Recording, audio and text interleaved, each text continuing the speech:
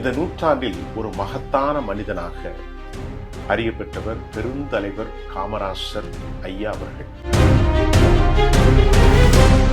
இவர் யார் எடுத்து அரசியல் பண்ணோம்னா ராஜாஜி, பெரியார், கலைஞர், அண்ணா எப்படி பண்ணாருன்னு கேட்ட அவர் சொன்னாரு, தனக்கு என்று எந்த முடிவும் அவர் எடுக்க மாட்டார். இன்னொன்று முழுக்க, அதாவது அவர் சுதந்திர போராட்டத்தில் ஈடுபட்டார்.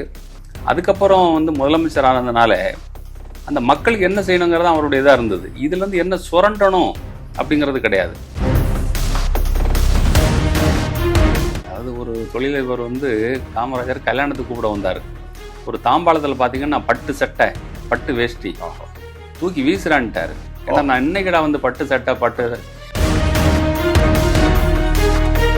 1954 இவர் முதலமைச்சர் ஆன உடனே இவர் சொன்னது, நான் பிராமணர்களையும் நாடார்களையும் அரசு பதவியில எனக்கு உதவியா வச்சுக்க மாட்டேன். இந்த காலத்திலயும் அவரை படிக்கக்கூடிய மனிதர்கள் இன்னைக்கும் காமராஜ் ஆட்சின்னு சொல்றதுக்கு காரணமே அதுதான். எப்படி இப்படி ஒரு மனிதர் இருக்க முடியும்? இவங்களுக்கு காமராஜர் ஏசியில வாழ்ந்தாரு அப்படிங்கிற ஒரு அவதூற பரப்பணும். என்ன காரணம்னா, இன்றைக்கும் திராவிட இயக்கங்களுக்கு ஒரே எதிரி காமராஜர் தான்.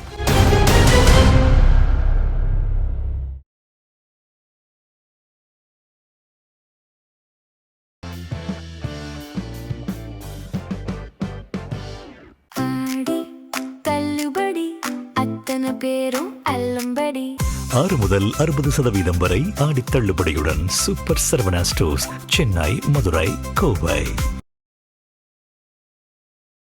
நேயர்களே, உங்கள் அனைவரையும் ஜெம் தொலைக்காட்சியினுடைய அரசியல் ஆடுகளம் இந்த நிகழ்ச்சியில சமகால நிகழ்வுகள் மற்றும் அறிவுசார் தளத்தில் பல்வேறு விவகாரங்களை உலக தமிழர்களுக்கு கொண்டு சேர்த்து கொண்டிருக்கிறோம். அந்த அடிப்படையில் தமிழ் கூறும் நல்லுலகில இந்த வரலாற்றில் மனிதர்கள் பலர் உலகில் தோன்றுகிறார்கள், மறைபொருளாக தங்கள் வாழ்க்கையை மறைத்து போய்விடுகிறார்கள். இந்த நூற்றாண்டில் ஒரு மகத்தான மனிதனாக அறியப்பட்டவர் பெருந்தலைவர் காமராசர் ஐயா அவர்கள். பல தலைவர்கள் தோன்றுகிறார்கள், அவர்களுடைய பெயர்கள் எல்லாம் காலத்தினால் இயற்கை மறைத்து விடுகிறது.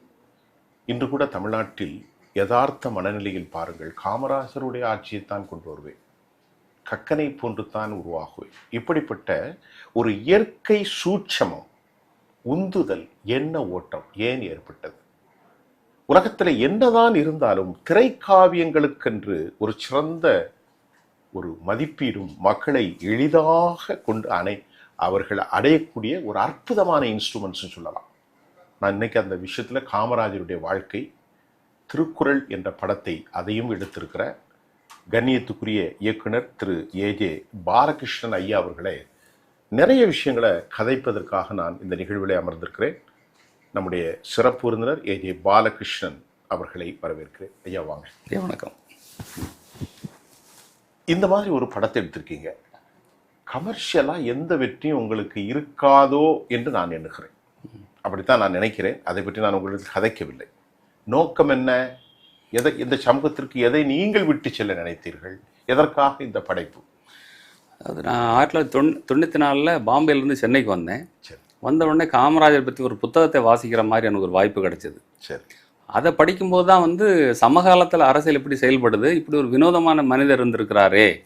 ஸோ இவரை பற்றி எந்த காட்சி ஊடகத்திலையும் பதிவுகளே இல்லை. சொல்லப்போனால் ஒரு புகைப்படம் கூட தேடி தான் எடுக்கணும், அப்படி இருந்துச்சு. அப்போ இதை காட்சிப்படுத்தணுங்கிற ஒரு எண்ணம் எனக்கு வந்தது. இவ்வளவு வினோதமான ஒரு அரசியல்வாதியா அப்படிங்கிறதான் முதல் நமக்கு பொட்டில் அடிச்சமான்னு சொல்லுவாங்க இல்லையா, அந்த மாதிரியான ஒரு குணாதிசயம் தான் காரணம். ஆமாம். அப்போ நான் அவர் கூட இருந்த உதவியாளர் வைரவன் ஐயா இருந்தார். அவரை போய் சந்தித்தேன். அவர் என்னை மூப்பனட்டை கூப்பிட்டு போனார். அவர் ரொம்ப சந்தோஷப்பட்டார். சொல்லப்போனால் ரிச்சர்ட் அட்டன்பரோ காந்தியை பற்றி படமாக்குறதுக்காக நேருவை போய் சந்தித்தார். நேரு 10 நிமிஷம் நேரம் கொடுத்துருந்தார்.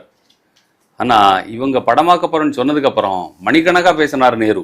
அது மாதிரி ரொம்ப ஒத்துழைப்பு கொடுத்தாரு ஜி.கே. மூப்பனார். அதுக்கப்புறம் இது திரைக்கதையாக உருவானது. ஸோ இந்த ஒரு பேச்சில் நீங்கள் சொன்னீங்க, ஒரு வித்தியாசமான மனிதர் அறியப்படாத இன்னும் சொல்லப்படாத தகவல்கள் எந்த அடிப்படையில், எந்த அம்சத்துல, எந்த குணாதிசயம் திரு காமராஜர் அவர்களிடத்தில் நீங்கள் எடுத்துக்கொண்டது? உங்களை நான் ரொம்பவே இம்ப்ரெஸ் ஆயிட்டேன், ரொம்ப வியக்கத்தக்க இவ்வளவு ஒரு கேரக்டர். இல்லை, அரசியல் அப்படிங்கிறது இப்போ உள்ள ஆட்கள்னு நினைக்கிறாங்கன்னா தன்னை உயர்த்தி கொள்வதற்காக உண்டாக்கப்பட்டதுன்னு அவங்க நினச்சிட்டு இருக்காங்க எல்லாரும். ஒரு பொறுப்புக்கு வந்த உடனே வந்து என்னென்ன திருட முடியும், தன்னை மேம்படுத்தி கொள்வதற்காக, தனக்கு சொத்து சேர்ப்பதற்காக தான் பண்ணப்படுது. ஆனால் அவருடைய வாழ்க்கை முழுக்க வேறுபட்டது. அந்த வைரவன் சொல்ல அவரை பற்றியுமே நாங்கள் ஒரு புத்தகம் போட்டோம். வைரவன் அவருடைய உதவியாளர் சிபிஎஸ் வைரவன் அப்படின்ட்டு. அவர் வந்து ஒவ்வொரு வாரமும் வந்து அரிசி என்ன விலை விற்கிதுன்னு கேட்பார் அவர்கிட்ட. பொதுமக்கள் அதை வாங்கக்கூடிய அளவில் இருக்காங்களா? பெருந்தலைவர் கேட்பார். ஆமாம், அரிசி என்ன விலை விற்கிது. ஆமாம், இவர் ரேஷன் அரிசி சாப்பிட்டாரு. அப்போ வந்து வைரவன் சொல்லுவார், ஐயா ரொம்ப வாடை அடிக்குது ஐயா அப்படின்னு. நீ 2 சொட்டு நெய் விடு, அந்த வாடை போயிடும் அப்படிம்பார். அந்த மாதிரியான ஒரு குணாதிசயம் உள்ளவர். இன்னொன்று முழுக்க, அதாவது அவர் சுதந்திர போராட்டத்தில் ஈடுபட்டார். அதுக்கப்புறம் வந்து முதலமைச்சர் ஆனதுனால அந்த மக்களுக்கு என்ன செய்யணுங்கிறது அவருடைய இதாக இருந்தது. இதுலேருந்து என்ன சுரண்டணும் அப்படிங்கிறது கிடையாது. நான் வைரவன் சார்ட்டு கேட்டேன், சரி இப்போ வந்து இவர் எப்படி வந்து இவருக்கு முன்னாடி இந்த ஜாம்பவான்கள் ராஜாஜி இருக்கிறாரு, இவர் யார் எடுத்து அரசியல் பண்ணோம்னா ராஜாஜி, பெரியார், கலைஞர், அண்ணா எப்படி பண்ணாருன்னு கேட்டால் அவர் சொன்னார், தனக்கு என்று எந்த முடிவும் அவர் எடுக்க மாட்டார். தனக்கு என்ன கிடைக்கும், தனக்கு இதில் வந்து வருமானம் இருக்குது, தனக்கு இதில் மான அவமானம் செய்கிறத பற்றி கவலைப்பட மாட்டார். மக்களுக்காக தான் அவருடைய எல்லா சிந்தனையுமே இருக்கும். அப்போ அவரை வந்து தனிப்பட்ட முறையில் இது எந்த முடிவுகளும் பாதிக்கிறதே கிடையாது. ஆமாம், இதுதான் உங்களை ரொம்ப வியக்கத்தக்க ஆரம்பிச்சது.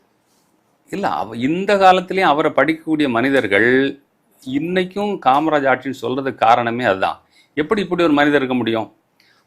அரிசி வாங்குறதே பணம் இருக்காது. சில நாள் வந்து ஐயா பணம் இல்லைன்னொடனே தலையணை கடியில் வந்து ரூபா எடுத்து கொடுப்பாராம். கடைசி காலத்தில் நான் வந்து கே ராஜாராம சந்தித்தேன். அவர் சொன்னார் வந்து பாலகிருஷ்ணன் காமராஜ் இறந்து போயிட்டாரு. கலைஞர் சொன்னார், இப்போ நீ உடனே போப்பா அப்படின்னுட்டு. நான் அவர் வீட்டுக்கு போனேன். வைரவன் உட்காந்து அழுதுட்டு இருந்தார். அப்போ எனக்கு ஒரு கியூரியாசிட்டி, ஒரு பேச்சுலர் வீடு, அது வரைக்கும் அவர் வந்து பீரோவரை யாரும் திறந்து பார்க்கணும். எனக்கு நான் வந்து அமைச்சராக இருக்கேன். போன உடனே எப்பா அந்த கபோர்டை திறந்து பார்க்கணும். சரி பாருங்க அப்படின்னாரு.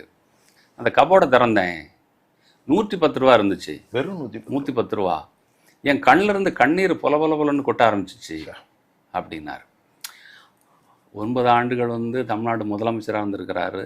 ஆல் இந்தியா காங்கிரஸ் கமிட்டி தலைவராக இருந்திருக்கிறாரு. அவருக்கு தெரியாத உலக அரசியல்வாதிகளோ இந்திய தொழிலதிபர்களோ கிடையாது. கிங் மேக்கர் 2 பிரதமர்களை உருவாக்கி இருக்கிறார். ஆமாம், அதனால அப்படி இருந்தா ஐயா இறந்து போகிற பிறகு 110 ரூபா. 110 ரூபா. கண்ணாடி, மூக்கு கண்ணாடி, கிழிந்து போன சில சட்டைகள். இல்ல கிழிந்து போனல அவர் ஒரு சாதாரண சட்டை. ஆமா, கதர் சட்டைகள் தான். 5 சட்டை 10 சட்டை வச்சிருப்பாரு. அதாவது ஒரு தொழிலதிபர் வந்து காமராஜர் கல்யாணத்துக்கு கூப்பிட வந்தார். ஒரு தாம்பாளத்தில் பார்த்தீங்கன்னா பட்டு சட்டை, பட்டு வேஷ்டி தூக்கி வீசுறான்ட்டாரு. ஏன்னா நான் இன்னைக்கிட வந்து பட்டு சட்டை பட்டு.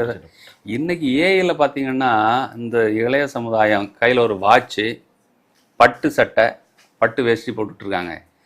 அப்போ அவர்கிட்ட கேட்டாங்க, ஏன் நீங்கள் வந்து கடிகாரம் கட்டுறதுலன்னொடனே, எப்பா இவ்வளோ பேர் கட்டுறீங்க, இப்போ யார்கிட்ட கேட்டால் மணி சொல்ல போகிறேன், நான் எனக்கு எது கடிகாரம் அப்படின்னாரு. அவருக்கு ரஷ்யா போனப்போ அவர் கடிகாரம் பரிசீலிச்சாங்க, அவர் கையில் போடுறதே கிடையாது. இன்னொரு சம்பவம் வந்து அவர் டெல்லி போயிருக்காரு. அங்கே ஒரு பொருட்காட்சி நடக்குது. அப்போது நேரு எல்லாம் நிற்கிறாங்க. அப்போ தான் வந்து எடை பார்க்கும் மிஷின் வந்திருக்கு. எல்லாரும் ஏறி வந்து 1 ரூபா போட்டு எடை பார்த்தாங்க. அப்போது காமராஜர் ஏற சொல்கிறாங்க. காமராஜர் ஏறவே இல்லை.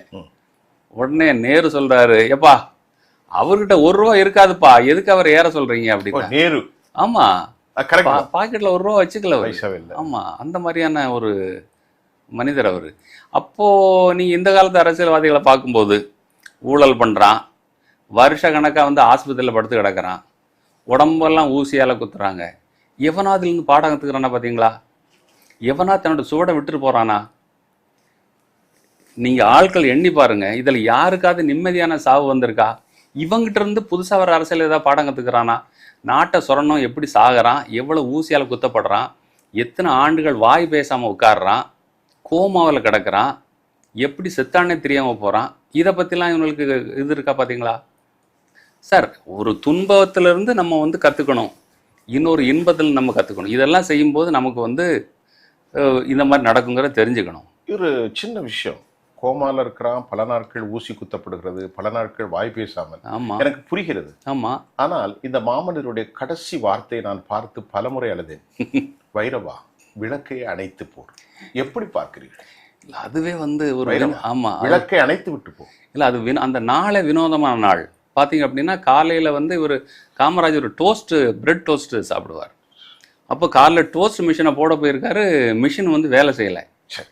ஆமா, அப்போ வந்து யாரோ சொல்றாங்க அந்த மிஷின் தூர போட வேண்டியதான் அப்படின்ட்டு ஒரு அபசகமான வார்த்தையாக அந்த நாள் ஆரம்பிக்குது, அக்டோபர் 2ஆம் தேதி.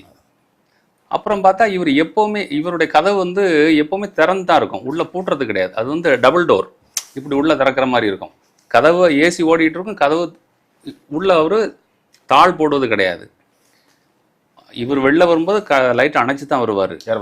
வைரவன். ஆனா வாழ்க்கையில அது வரைக்கும் ஒரு நாள் கூட அவர் அந்த வார்த்தை சொன்னது கிடையாது. கதவை சாத்தி விட்டு போ. இல்ல விளக்கு அணைத்து அப்படிங்கிற சொன்னதே கிடையாது. சொன்னதே இல்ல.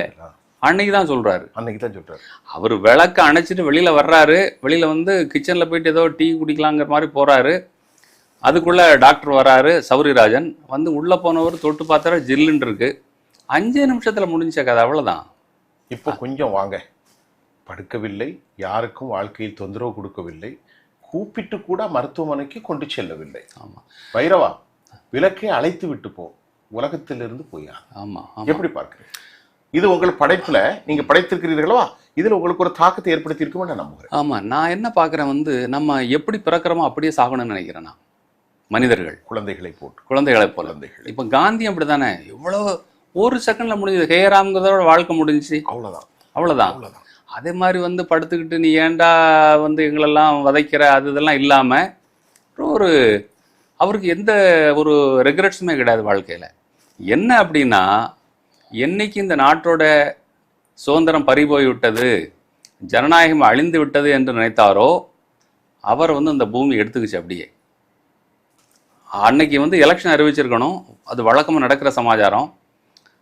காந்தி ஜெயந்தி அன்னைக்கு வந்து அறிவிப்பாங்க. அன்னைக்கு எலெக்ஷன் தேதி அறிவிக்கப்படவில்லை. இவர் நினைக்கிறாரு இந்தியா பாகிஸ்தான் போல் மாறிவிட்டது, இந்திரா காந்தி இனிமேல் வந்து இந்த நாட்டுக்கு தேர்தல் நடத்த மாட்டார்கள், நாம் 9 ஆண்டுகள் சிறையிலிருந்து, காந்தி சிறையிலிருந்து, நேரு சிறையிலிருந்து வாங்கிய சுதந்திரம் இன்றோடு முடிந்து விட்டது அப்படின்னு அவர் நினைச்சிட்டார். இப்ப இன்னொரு முக்கியமான விஷயத்துக்கு வந்துட்டோம். இப்ப இந்த படத்தை எடுப்பதற்கு நீங்கள் முயற்சி செய்திருப்பீர்கள். ஆரம்ப காலத்தில் உங்களிடத்தில் பெரிய பணம் இருக்காது. இல்லை, உங்களை பார்த்தாலே தெரிகிறது. ஒரு சோசலிசவாதி, ஒரு ஜனநாயகவாதி, எதையும் இந்த உலகத்தில் எதிர்பார்க்காமல் கொள்கையோடு நான் மரணித்து போவேன் இந்த ஏஜே பாலகிருஷ்ணன் என்று உங்களை பார்த்தால் எனக்கு தெரிகிறது. எதையும் பெருசா எதிர்பார்க்கல. அப்ப நீங்கள் பட்ட சிரமங்கள் எப்படி இருந்தது? இந்த படத்திற்கான பட்ஜெட்டை எப்படி? இதில் சிரமங்கள் ஒரு பணின்னு வரும்போது எல்லா பணிக்குமே வந்து சிரமம் உண்டு. அதில் நான் வந்து ஒரு அதிகமான சிரமப்பட்டான்னு சொல்ல மாட்டேன். அப்படி இல்லை, அதை நான் அப்படி நினைக்கிறதே கிடையாது. அது அந்த வேலைக்கான முயற்சிகள், அதற்கான மனிதர்கள் வந்து சேருவார்கள். ஜி.கே. மூப்பனார் வந்து என்னை எப்போ பார்க்கும்போது வந்து உங்களுக்கு என்ன செய்யணும்னு கேட்பார். இன்னைக்கு இப்படி ஒரு ஆளு நீங்கள் பார்க்க முடியுமா? உங்களை பார்த்தோம், அதாவது காஃபி குடிக்கீங்களான்னு கேட்போம், அதிகபட்சம் சாப்பிட்றீங்களா, உங்களுக்கு என்ன செய்ய வேணும். ஆமா, அப்படி கேட்கக்கூடிய மனிதர் அல்ல. அந்த அளவுக்கு பெரிய மனிதர்களோடு நீங்கள் பழகி இருக்கிறீர்கள்.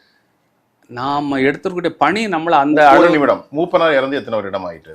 2001 இறந்தாரு. கிட்டத்தட்ட 25 வருஷம் ஆச்சு. ஆமா. அப்பொழுதுனால உங்களுடைய வயதை கலைத்து கொண்டால் உங்களுக்கு ஒரு 35 வயசு இருக்கும். ஆமா, ஒரு இளைஞர் தான் ஓரளவுக்கு. ஆமா. அப்ப உங்களை பார்த்து உங்களுக்கு என்ன செய்ய வேண்டும் என்று மூப்பனார் அவர்கள் சொன்னார் என்றால் ஏதோ உங்க இடத்துல இருக்கு. இல்ல, இவர் இந்த வேலையை செய்வார். அதாவது அதுல ஒண்ணு பாத்தீங்கன்னா, நிஜலிங்கப்பாவை பாக்குறதுக்காக நான் வந்து கர்நாடகா போறேன். சரி, அவருக்கு 90க்கு மேல வயது. அப்போ காமராஜரோட சமகால நண்பர் அவரை எஞ்சி இருந்தார் நிஜலிங்கப்பா.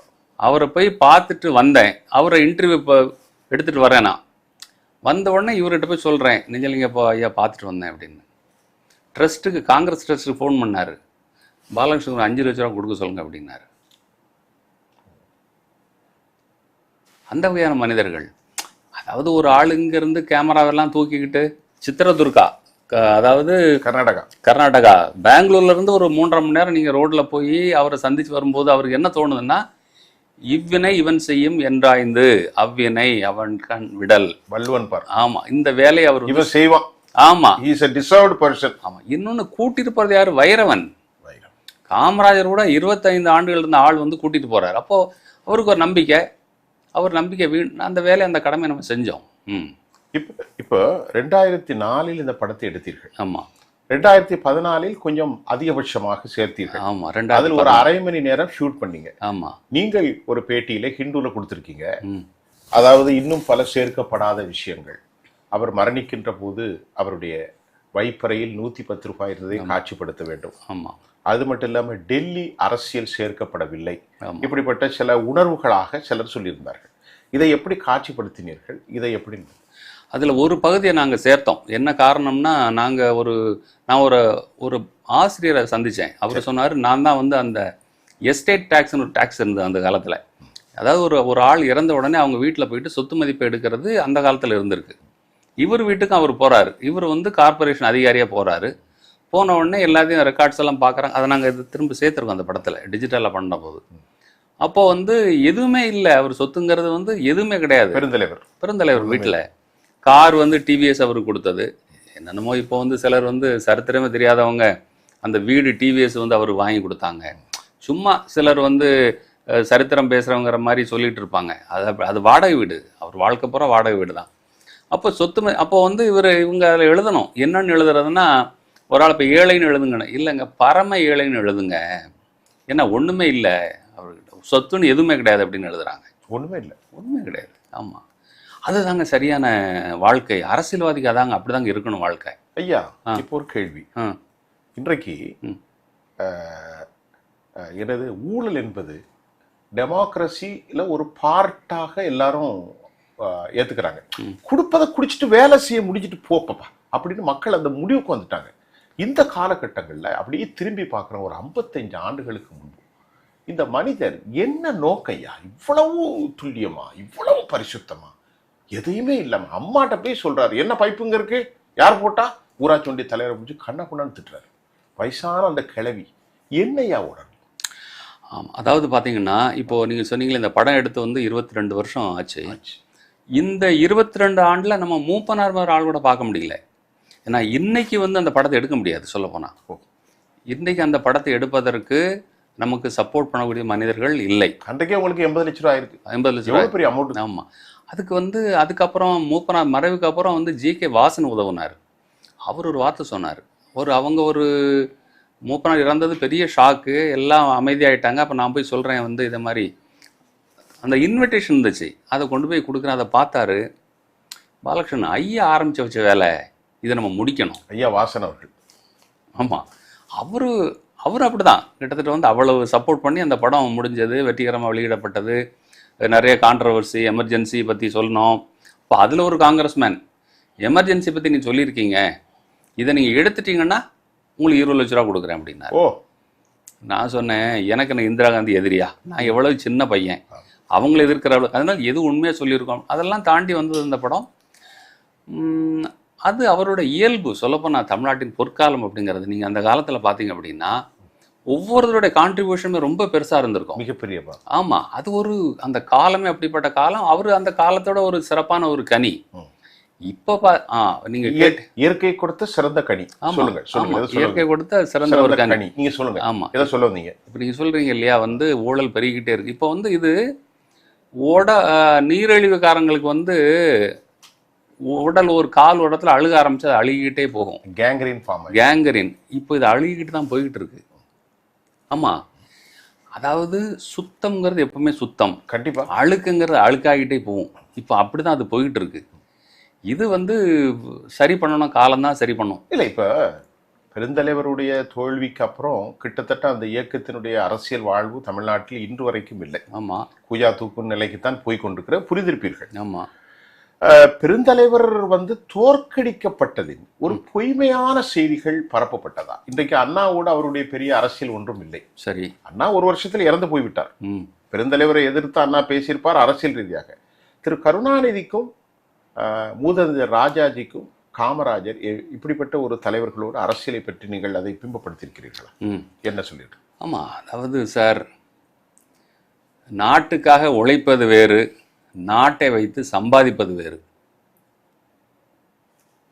புரிஞ்சுக்கிட்டீங்களா? நாட்டிற்காக உழைப்பது வேறு, நாட்டை வைத்து சம்பாதிப்பது. ஆமாம், 2 பேருக்குள்ள வித்தியாசம். அதைத்தானே நான் சரி சரி இப்ப பாயிண்ட். அதுதான் 2 பேருக்குள்ள வித்தியாசம். நாகரிகமா ஆமா நாகரிகமா ஆமா. நம்ம யாரையும் பேரை சொல்ல விரும்பல. இல்ல பேரை சொல்லலாம். இப்ப அதுல என்ன புரிஞ்சிருப்பேன். ஆமா ஆமா.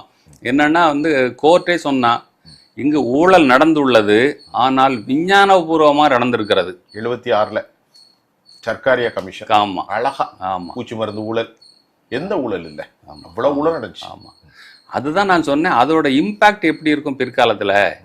அதான் சார், நிம்மதியா வாழணும். இப்ப நீங்க வந்தீங்க எடுத்தீங்கன்னா உங்க வாழ்க்கை வந்து ஒரு கம்போஸ்டா நிம்மதியா இருக்கு. இதை கொண்டு சேர்ப்பேன். ஆமா, அவ்வளவுதான். இது இல்லாம ஐயோ எப்போ போலீஸ் வருவானோ, எப்போ வந்து இப்போ வந்து ஒரு வந்து எல்லாத்தையும் கலைச்சி போட்டுதான்னு வைங்க, என்னோட வாழ்க்கை எப்படி இருக்கும்? ரெய்டுங்கிற பேர்ல வந்து புக்கெல்லாம் தூக்கி தூர போட்டான்னு எப்படி இருக்கும்? அப்படியே வாழ முடியும் நமக்கு? அப்படி நமக்கு என்ன இருக்கு? என்ன இருக்கு? இட்லி சாப்பிட்டோம், அவ்வளவுதான். அதுதான் எளிமையான, அதுதான் காமராஜருடைய பாதை. இப்ப பெருந்தலைவர் இருக்கார் இல்லையா, பெருந்தலைவர் உடைய வாழ்க்கையில திராவிட முன்னேற்ற கழகத்தினர் ஏராளமான தடித்தனமான கடும்போக்கு வார்த்தைகளை அவர் மீது அண்டங்காக்கா என்றெல்லாம், அது சொல்ல நான் விரும்பவில்லை. நான் அவரை நேசிக்கிற ஒரு நெறியாளர். இப்படிப்பட்ட வார்த்தைகளை ஏன் பயன்படுத்தினார்கள்? சமீப காலம் கூட திருச்சி சிவா பெருந்தலைவர் போகிற இடத்திலெல்லாம் நாங்கள் தான் ஏசி போட்டு கொடுத்தோம் அப்படின்றெல்லாம் பேசி பெரும் சர்ச்சையாக ஆனது. இதெல்லாம் பத்தி என்ன நினைக்கிறீர்கள்? இதுக்கு என்ன வந்தவன்? இறந்து 50 பெருந்தலைவர் போற இடத்துலலாம் கரண்ட்டை கட் பண்ணாங்க அவங்க. பின்ன ஏன் இப்படி சொன்னாங்க? இவங்களுக்கு வந்து காமராஜர் வந்து ஏசியில் வாழ்ந்தாரு அப்படிங்கிற ஒரு அவதூற பரப்பணும். என்ன காரணம்னா, இன்றைக்கும் வந்து திராவிட இயக்கங்களுக்கு ஒரே எதிரி வந்து காமராஜர் தான். இன்றைய காங்கிரஸ் கூட கிடையாது. இன்றைய காங்கிரஸ் வந்து சொல்ல போனால் அது வந்து காமராஜர் மாதிரி அது 3வது மட்டை, குட்டையிலுடைய மட்டை. இன்னமும் வந்து தினமும் காமராஜர் பேசப்படுறாரா? இது வந்துடக்கூடாதே இந்த அமைப்பு. ஏன் வந்து தேசிய அளவில் வந்து காந்தியை ஏன் வந்து இவனுங்க வந்து தடுக்கிறானுங்க? அந்த இசம் வளர்ந்துடக்கூடாது. அப்போ வந்து எளிமை வளரும், மக்கள் நேர்மை ஆயிடுவாங்க. இவங்களை வந்து கசக்கி பிழிஞ்சு சம்பாதிக்க முடியாது. 100 ஏர்போர்ட் கட்ட போகிறாங்களாம். எங்க? இந்தியாவில் பூரா. இந்தியாவுக்குன்னு வந்து ஏதாவது ஒரு ஏர்லைன் இருக்கா அன்னைக்கு? வித்தாச்சு. இந்த ஏர்போர்ட்டில் என்னத்தை பண்ணுவீங்க நீங்கள்? இப்போ நான் வந்து ஏர்போர்ட் கட்டுறேன், நீங்கள் ஏர்லைன் வச்சுருக்கீங்க. நீங்கள் வந்து அந்த ஏர்கிராஃப்ட் அங்கே வந்து ஆப்ரேட் பண்ணலாம், வந்து அந்த ஏர்போர்ட்டுக்கு என்ன பிரயோஜனம்? இப்படி தானே வந்து அதாவது சார், காந்தி பிறந்த போர்பந்தரில் ஏர்போர்ட் இருந்தது. நான் 3 தடவை போயிருக்கிறேன் குஜராத்தில். இப்போ வந்து அது ஏர்போர்ட் வந்து இல்லை. ஏர்போர்ட் இருக்கு, சர்வீஸ் கிடையாது. ஆனால் கோட்ஸே பிறந்த பூனேவுக்கு வந்து சர்வீஸ் இருக்கு. அப்போ வந்து எவனும் வந்து போர்பந்தர் போக முடியாது, ஆனால் வந்து பூனாவுக்கு போகலாம். இதுதான் இந்த நாட்டுடைய. நாக்பூருக்கு போகலாம், பூனாக்கு சொல்றது நாக்பூருக்கு போகலாம். உங்களுக்கு புரிந்திருக்குன்னு நினைக்கிறேன். ஆமா ஆமா. ஆனால் போர்பந்தருக்கு போக முடியாது. ஹேராம் என்று சொல்லி மடிந்து போனா ஒரு சின்ன துண்டு.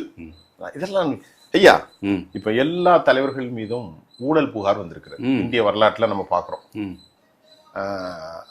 பெருந்தலைவர் காமராஜர் மீதும் அப்படி ஏதாவது ஊழல் வழக்குகள், அது பொய் தான், இட்டுக்கட்டப்பட்டாவது சொல்லப்பட்டிருக்கா?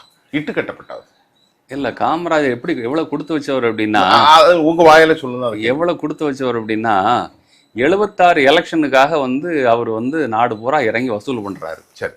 என்னன்னா 67ல தோத்தாச்சு, 71ல தோத்தாச்சு, 76 எலெக்ஷன்ல ஜெயிக்கணுங்கிறதுக்கு ஊர் பூரா போயிட்டு வந்து வசூல் பண்ணிட்டு வர்றாரு. சரி. 20 லட்சம் ரூபா சேர்ந்துருச்சு. அந்த நேரத்தில் 20 லட்ச ரூபாய வந்து பேங்க்ல கொண்டு கட்ட சொல்றாரு. கட்டினா பேங்க்ல எண்ணி பார்த்து 100 ரூபா கம்மியா இருக்கு. சரிப்பா, நான் வந்து 100 ரூபா ரெடி பண்ணி அனுப்புறேன்னு சொல்லி அனுப்பிச்சிட்டாரு.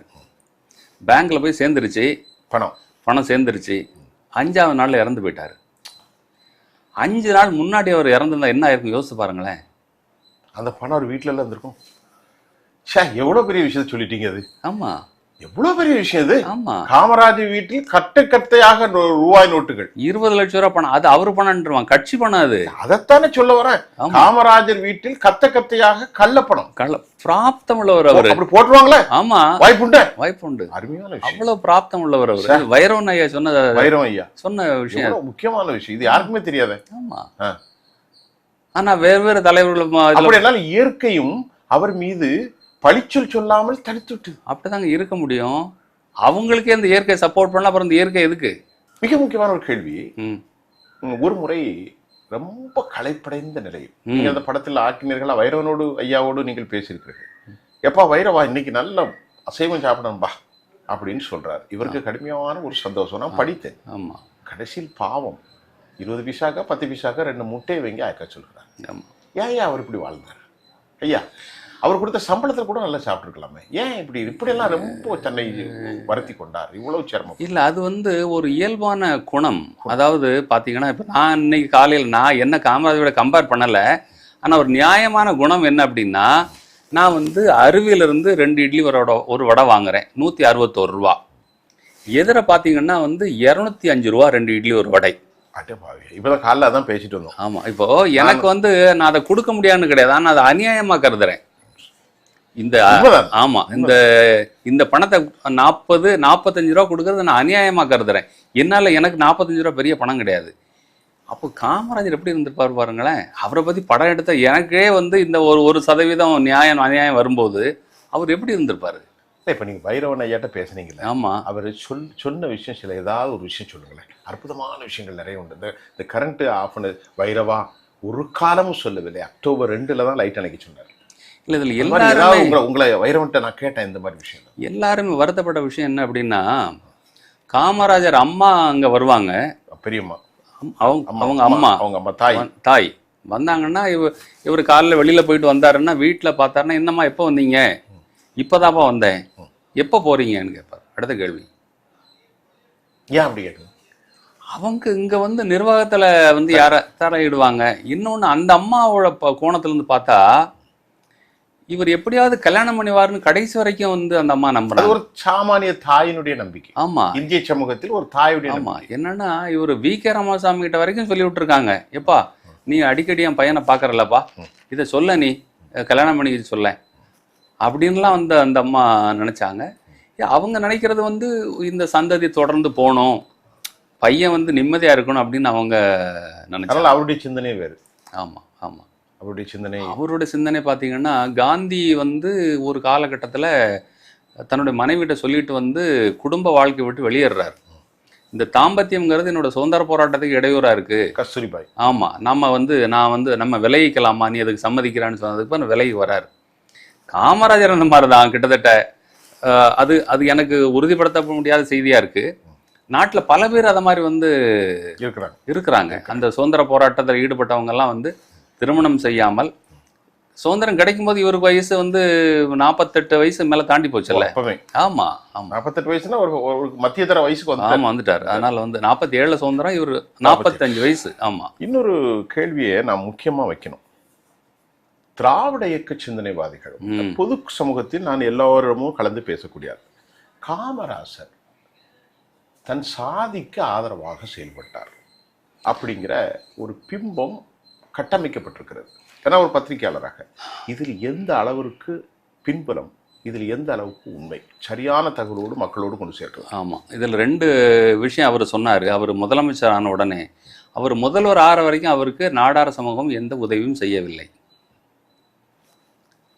அவர் சுதந்திர போராட்ட காலத்திலே வந்து 2 மேற்கு விருதுநகர், கிழக்கு விருதுநகர், கிட்டத்தட்ட சொல்ல போனா மேற்கு கிழக்கு கிழக்கு தெருக்காரர் இவர், மேற்கு தெருக்காரெல்லாம் ஜஸ்டிஸ் பார்ட்டிகள். ஜஸ்டிஸ் பார்ட்டி எப்பவுமே வந்து பாத்தீங்கன்னா வெள்ளைக்காரனுக்கு தான் வந்து ஆதரவா இருப்பாங்க, கொஞ்சம் பணத்திலேயும் கூண்ட பார்ட்டிகள். ஆமா, தொழில் பண்ணவங்க. இன்னொன்னு 1885 சிவகாசி கலவரம்னு ஒரு கலவரம் இருந்தது. அதுல வந்து பாதிக்கப்பட்ட நாடார்களை காப்பாற்றியவர்கள் வெள்ளைக்காரர்கள்.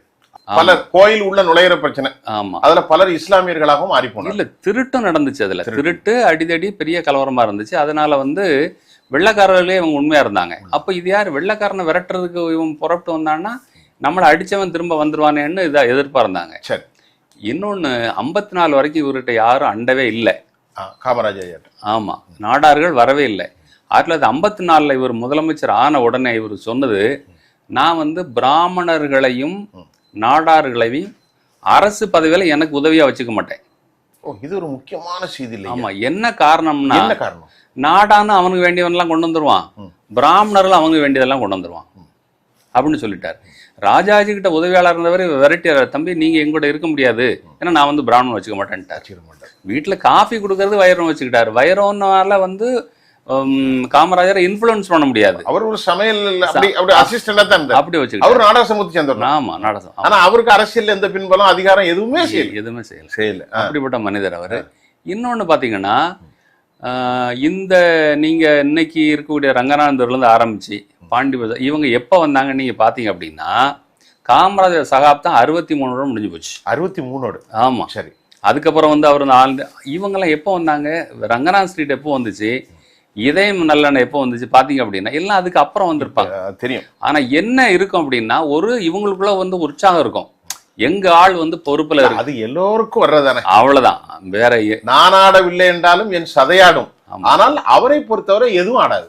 எதுவும் ஆடாது. அது உண்மைதானே? உண்மைதான். அவர் எந்த நாடாரு எந்த பிராமின் யாருமே பார்க்க மாட்டார். எங்க சொந்த அம்மாவே வந்து ஒரு அம்மாவை தான் வச்சான், தன்னுடைய அம்மாவை நினைக்கலையே. ஒரு தாய் அவ்வளவு அப்படித்தானே வச்சிருந்தேன். ஏதோ கொடுப்பாரு 5 ரூபா 10 ரூபா கொடுத்துப்பாரு அந்த நேரத்துல, பாவம் எங்க செலவுக்கு. ஆமா. அதாவது மதுரையில வந்து ஒரு சம்பவம் நடக்குது. இந்த திராவிட கட்சி இப்படி சொன்னீங்கல்ல, 67 ஜெயிச்ச உடனே காங்கிரஸ்காரர்கள் காங்கிரஸ் வேஸ்டில் உள்ள காங்கிரஸ் கரையை கிழிச்சு போட்டுட்டு ஓடுறாங்க. சரி. ஏன்னா காங்கிரஸ் வேஷ்டி கட்டினால அடி அந்த நேரம் அந்த அளவுக்கு இருந்தது. நிறைய தொடர் வன்முறை நடந்துகிட்டே இருக்கு. மதுரையில வந்து ஒரு டெய்லரை வந்து குத்தி கொண்டுட்டாங்க காங்கிரஸ்காரனை. அப்போ நெடுமாறன் இப்ப இருக்காரு, பழ நெடுமாறன், அவர் கூப்பிடுறாரு, ஐயா நீங்க வந்து இறுதி யாத்திரை கலந்துக்கணும். ஐயா காமராஜர். ஆமா. நான் சொன்னேன், இப்பா இது எதுக்குப்பா இறுதி யாத்திரையில நீங்க வாங்க. இப்போ இவர் போறாரு, பெரிய கூட்டம். அப்போ அந்த கூட்டத்தில் சொல்றாரு, இனிமேல் இப்படி ஒரு சம்பவம் நடந்தால் நான் சும்மா இருக்க மாட்டேன். அதுக்கப்புறம் தான் வந்து அந்த இப்ப நீங்க சொன்னீங்களா வயலன்ஸ் என்ன மாதிரின்ட்டு, அதாவது காங்கிரஸ்காரங்களுடைய அடையாளம் இல்லாத அளவுக்கு வந்து அந்த மாதிரி இருந்தது. அதுக்கப்புறம் அதுக்கப்புறம் இப்ப அரசியல்ல வன்முறை செய்பவர்களும் சாதி வெறியர்களும் பயங்கரமான படுகொலையாளர்களையும் கட்சியில் சேர்க்கக்கூடிய நாகரிகம் எல்லாரிடத்திலும் ஒரு இயற்கையாகவே மாறி போய்விட்டு இன்றைக்கு பார்க்கிறோம். கட்சியை வளர்க்கறதுக்கு அவ்வளவு பெரிய ரவுடிகள் எல்லாம் உள்ள சேர்த்துட்டாங்க. எல்லா கட்சியிலையும் ஒரு கட்சி 2 கட்சி. சாருங்க சர்வைவல் அப்படிங்கிறதே பாத்தீங்கன்னா, சர்வைவல் இங்க வந்து நீதியான நேர்மையான வேலை செஞ்சு பொழைக்க முடியாதுங்கிற அளவுக்கு இந்த நாட்டோட வரி, பொருட்களின் விலை, அதுக்கு தானே எல்லாரும் மத்திய கிழக்கு நோக்கி ஓடுறான். லட்சுமி வீட்டுல அங்க போய் சேர்ந்துட்டாங்க, இங்க வேணாப்பா. ஆமா. 1 கோடி ரூபாய் சம்பாதிச்சா 40 லட்சம் ரூபாய் கொடுக்கணும் எவன் இருப்பாங்க? ஆமா. அதாவது நம்ம இதுல சொல்லப்படுது வந்து வரி விதிக்கிறது வந்து மக்களை வருத்தாம வரி விதிக்கணும்னு சொல்லப்படுது. Tax terrorism. ஆமா ஆமா. இப்ப பாத்தீங்க அப்படின்னா பேப்பர்ல பெருமையா போடுறாங்களே, இந்த மாத வருவாய், இந்த மாத வரி இவ்வளவு அப்படின்னுட்டு, ஜிஎஸ்டி. ஆமா. 1,84,000 கோடி. அதை பெருமையால சொல்றாங்க. பெருமை தானே. ஆமா. வருஷத்துக்கு நீங்க வீட்டுக்குள்ள வந்தீங்க, உங்க பாக்கெட்ல இருந்து நான் பணத்தை நான் வந்து பாய் கிட்ட இருந்து 200 ரூபாய் திருடிட்டோம்ல. ஐயா இப்போ நம்ம வந்துட்டோம், நேரம் முடிஞ்சது, இறுதியாக வந்துட்டேன். சரி. நீங்க இவ்வளவு டெடிகேட்டடா சரி ஒரு படத்தை எடுத்தீங்க. 2014 அதை சேர்த்தீங்க. ஆமா. திருக்குறள் படத்தையும் எடுத்துட்டீங்க. ஆமா. உங்களுடைய இந்த படத்தின் மூலம் சொல்லப்பட்ட செய்திகள், உங்களுடைய இலக்கு நோக்கம் முடிந்து விட்டதா, இல்லை இன்னும் தொடரப் போகிறீர்களா? இதை பற்றி சொல்லுங்கள் இறுதியாக. சார், இலக்கை நம்ம ஃபிக்ஸ் பண்ண முடியாது. நம்ம ஒவ்வொரு நாள் எழுந்திருக்கும் போதும் நமக்கு ஒரு புது ஆயுள் வருகிறது, வந்து கொண்டே இருக்கும். ஆமா. இது என்னுடைய இயல்பு.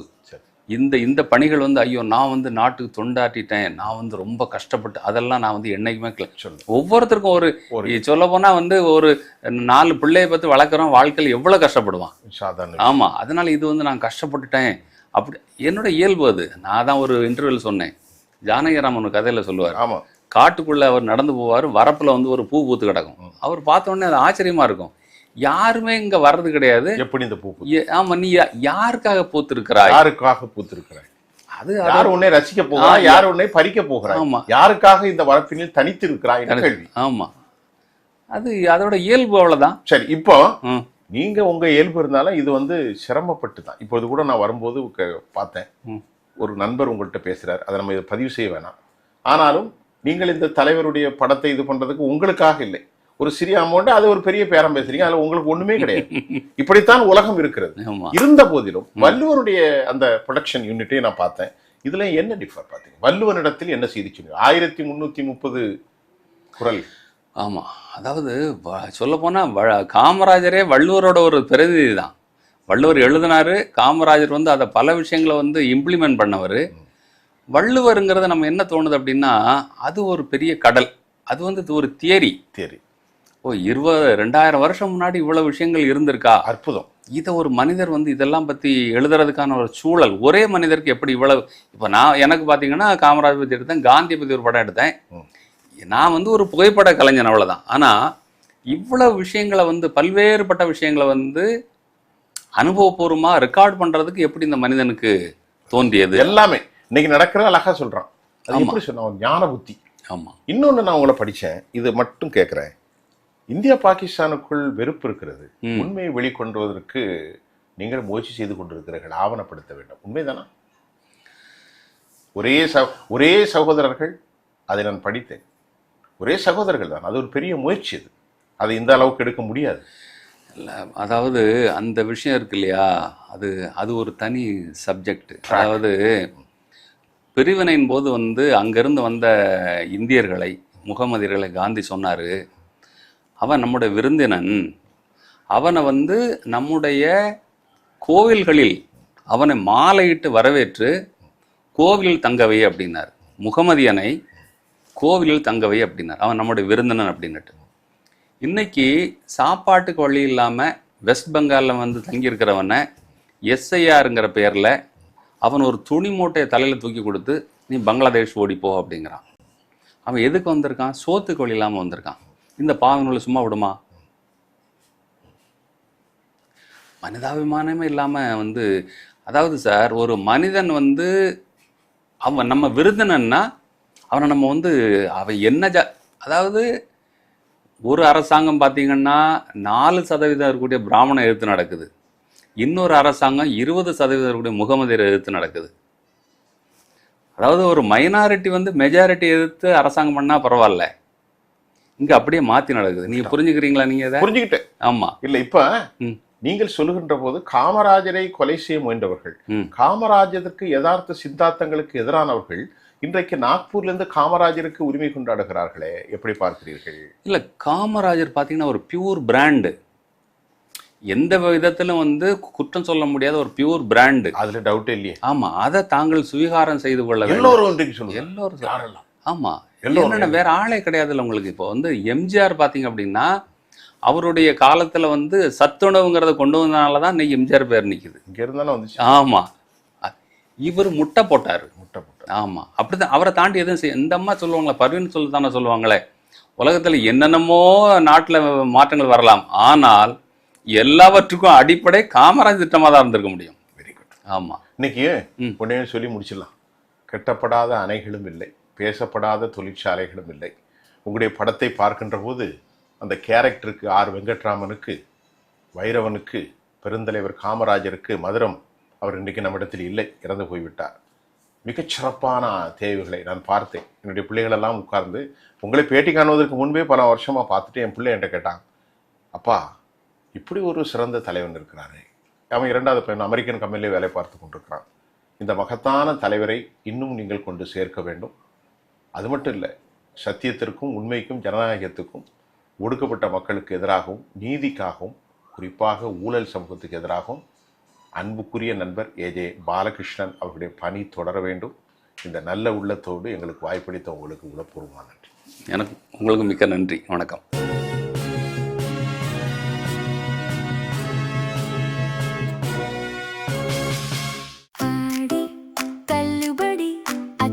பேரும் 6 முதல் 60% வரை ஆடி தள்ளுபடியுடன் சூப்பர் சரவணா ஸ்டோர்ஸ், சென்னை, மதுரை, கோவை.